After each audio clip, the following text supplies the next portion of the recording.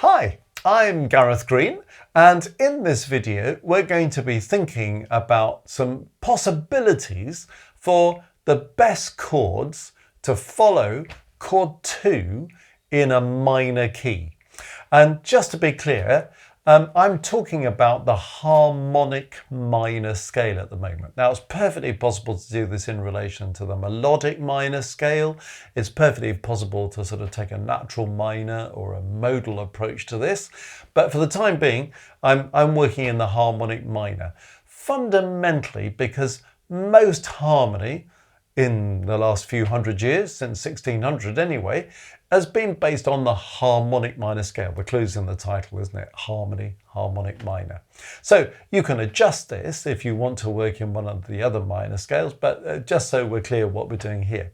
The second thing I just want to clarify before we get going is inversion labeling. Because when I'm talking about inversion chords, you can see I'm using B quite a bit on the board here. So lots of people will be familiar with the ABC system. A is root position, B is first inversion, C is second inversion, and if it's blank you assume it's A.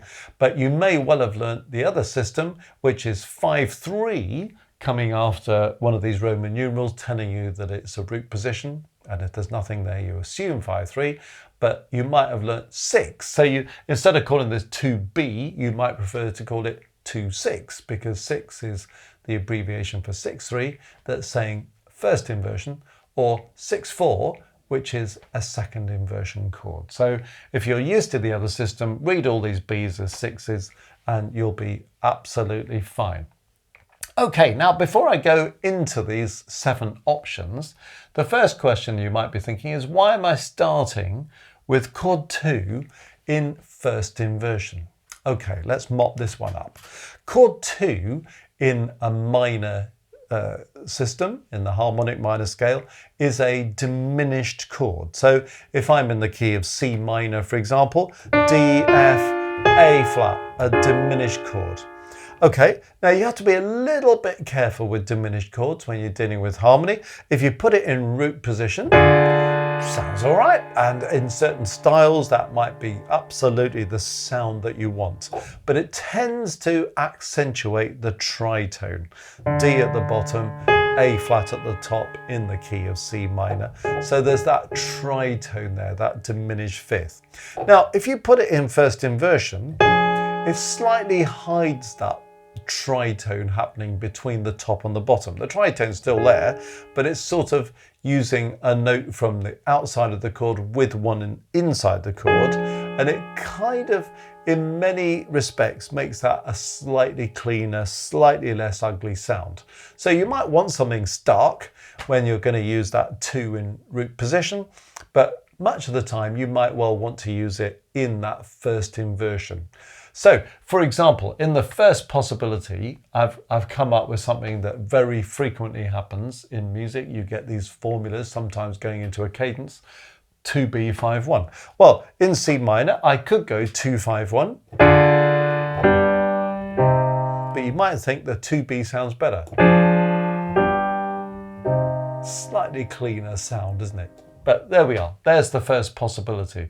So it also gives you a nice kind of bass line, doesn't it? Because in C minor, F, G, C. So that's quite a smooth bass line on the approach to a cadence. So there's the first possibility, very obvious one. The next one, slightly less obvious one. So the other thing about this is trying to suggest the commonly used kind of formula, if you like, but also exploring some others that you may not have thought about, because people are always saying to me, oh, I always end up writing the same progressions and I really want to venture forth and do something a bit different, but I'm not quite sure what else to do. Well, look at the second option, 2B to 6 to 5. So 2B to 6 to 5. That's actually slightly less usual, isn't it?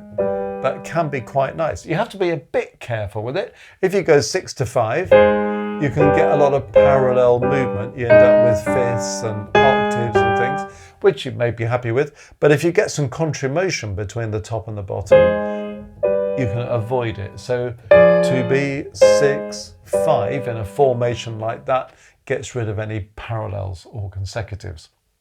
Option 3, well, here I'm going 2B to 6 to 1. Okay, now that's not a cadence formula. There isn't a cadence that goes 6-1, so it's probably not going to happen at the end of the phrase, but it could happen mid-phrase to go from that 2B to 6 to 1. And lots of people wouldn't naturally think about doing this 2B to 6 thing. Why does it work, even though it's slightly less usual than some other moves? Well, I think the main reason it works is you get an A flat in the 2B, in the key of C minor again, of course. You also get an A flat in chord 6. So you've got a common note, a common tone that just helps that to smooth the progression a bit. So it's quite an interesting one to think about, even though it's slightly outside the usual box. Option 4 is going 2B, 1, 5. So that works quite well. And again, you see, there's an advantage in this first inversion chord. If you use 2, apart from that sound, which you may not like, if you go down to a 1, you've got octaves going, but 2 in first inversion, going to C up to G, kind of avoids that problem that you've got with consecutives. Okay, here's a very slight variation on it. If you're not entirely happy about option 4 with the leaping bass, F, C, G, well, how about we put that middle chord in first inversion? So you get F, E flat, G. So 2B, 1B, 5 is quite a smooth alternative. Option 6, well, I'm running with a 1B thing again, thinking about we could go 2B to 1B and then to 6. That's another thing that people don't always think about, but actually that's quite useful, isn't it? Because between that 1B and the 6, you've also got a common note, a common tone. So that helps smooth the progression. So that could be quite nice mid-phrase as well. And then the last one you might be looking at and thinking, crikey, this looks a bit controversial. We've got 3 first inversion chords on the row, in a row. 2B, 1B, 7B. Now then, 7B, that's another funny one, isn't it? Lots of textbooks say avoid chord 7 like the plague, but well, they don't say it quite like that, but that's what they mean. But it's another diminished chord. So again, if you use it in the first inversion, it's usually kind of more successful than using it in root position. So I've got 2 diminished chords here with the 2 and the 7, and I've put them both in first inversion. Now, if you slip 1B in between, you get a nice kind of stepwise movement in the bass. F, E flat, T. Now, that doesn't sound like anything on its own, but it could progress quite nicely, couldn't it?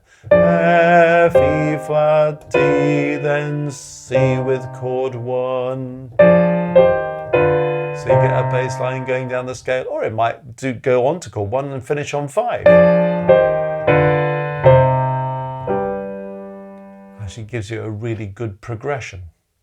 So lots of people worry about using chord 2 in a minor key because it's diminished. And if they're brave enough to use it, or they've got hold of this notion of using it in first inversion, then they're often struggling to know what to do with it. And most people use it with option 1, 2B 5-1, or even 2-7B 5-1, which is a lovely progression, I have to say. But they often realise that they don't do anything other than option 1. So 7 possibilities. Not exhaustive, you'll come up with other things as well, and you might want to play around with the melodic minor or the natural minor a bit as well. But there's 7 possibilities for progressions from 2B that might just open up other avenues for you when you're working in a minor key, trying to negotiate your way around a diminished chord. Well, if you found this video helpful, you might want to travel to our website, www.mmcourses.co.uk. And there you'll find out what's going on at Music Matters. You can read blogs, you can find out all about our courses on a whole variety of musical topics, theory, oral, sight reading, orchestration, all sorts of exciting things on there. You might also want to click on the Maestros link on our homepage, and that will tell you all the advantages of becoming a maestro. So apart from fun things like emojis and badges, you get early access to material on YouTube, for example. You can join our Maestros groups and attend a monthly live stream where you can get a good solid hour of teaching input from me, if that's something you'd value. And then there's another live stream that follows where you can submit your own compositions, arrangements, harmony exercises, recorded performances, anything you like, and receive some one-to-one feedback on it. And all these things we share in the group, and there's a live chat running so you can ask questions and people can converse with each other. It's a wonderful group, lovely people, mutually supportive, and there are so many kind of musicians on a lonely trail across the world, and they find this a really supportive group. So if that's for you, come along and join us at Maestros. Anyway, lots of things to look out there, and I hope you enjoy having a look around.